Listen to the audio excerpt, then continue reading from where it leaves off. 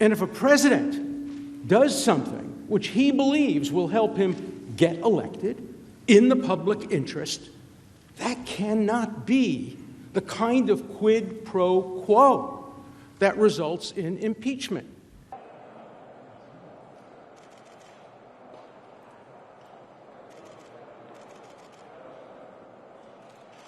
What did National Security Advisor John Bolton mean when he referenced whatever drug deal Sondland and Mulvaney are cooking up on this, end quote, and did he ever raise that issue in any meeting with President Trump? So at that point, that specific conversation is a reference to the quid pro quo over the White House meeting. We can bring in John Bolton and ask him exactly what he was referring to when he described the drug deal.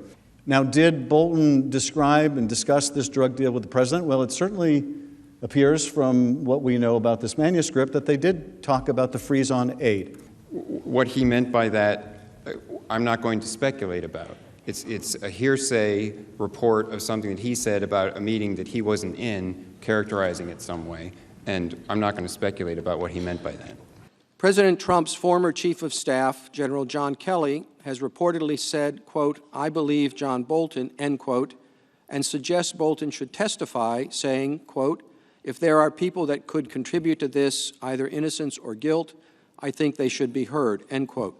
Do you agree with General Kelly that they should be heard? If we get down the road on the witness issues, let's be clear. It should not be. I certainly can't dictate to this body. It should certainly not be, though, that the House managers get John Bolton and the president's lawyers get no witnesses. We would expect if they're going to get witnesses, we will get witnesses, and those witnesses would then, but all of that, just to be clear, changes the nature and scope of the proceedings. They didn't ask for it before. Yes, we should be able to call witnesses, and yes, so should the president. Relevant witnesses. Now, the president says that you can't believe John Bolton, and Mick Mulvaney says you can't believe John Bolton. Well, let the president call Mick Mulvaney, another relevant witness with firsthand information. If he's willing to say publicly, not under oath, that Bolton is wrong, let him come and say that under oath. When did the President's counsel first learn that the Bolton manuscript had been submitted to the White House for review, and has the President's counsel or anyone else in the White House attempted in any way to prohibit, block, disapprove, or discourage John Bolton or his publisher from publishing his book? Through his lawyer, Ambassador Bolton was notified that the manuscript he submitted contains a significant amount of classified information, including at the top secret level, so that in its current form, it can't be published, but that they will be working with him as expeditiously as possible to provide guidance so it can be revised and so that he can tell his story. And that was the letter from the NSC that went out. Is there any way for the Senate to render a fully informed verdict in this case without hearing the testimony of Bolton, Mulvaney, and the other key eyewitnesses, or without seeing the relevant documentary evidence? The short answer to that question is no. There's no way to have a fair trial without witnesses. And when you have a witness who is as plainly relevant as John Bolton, who goes to the heart of the most serious and egregious of the president's misconduct, who has volunteered to come and testify to turn him away, to look the other way, I think is deeply at odds with being an impartial juror. Did President Trump ever mention Joe or Hunter Biden in connection with corruption in Ukraine? If so, what did the president say to whom and when? I think it's important at the outset to frame the answer by bearing in mind I'm limited to what's in the record, and what's in the record is determined by what the House of Representatives sought. So I can't point to something in the record that shows President Trump at an earlier time mentioning specifically something related to Joe or Hunter Biden.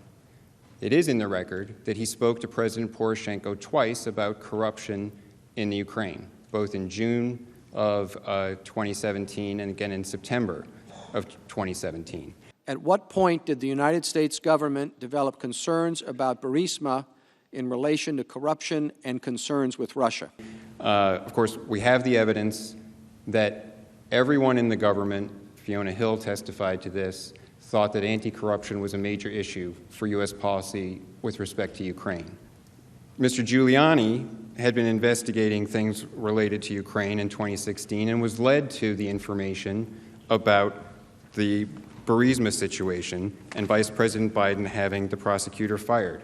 And so I think it was in that time frame, along that arc of the timing, that it came to the President's attention, and that's why it was raised in that timing. The question from Senator Romney is for the counsel to the President. On what specific date did President Trump first order the hold on security assistance to Ukraine, and did he explain the reason at that time? I don't think that there is evidence in the record of a specific date, the specific date, but there is testimony in the record that individuals at OMB and elsewhere were aware of a hold as of July 3rd. The President raised concerns at least as of June 24th, that people were aware of the hold as of July 3rd.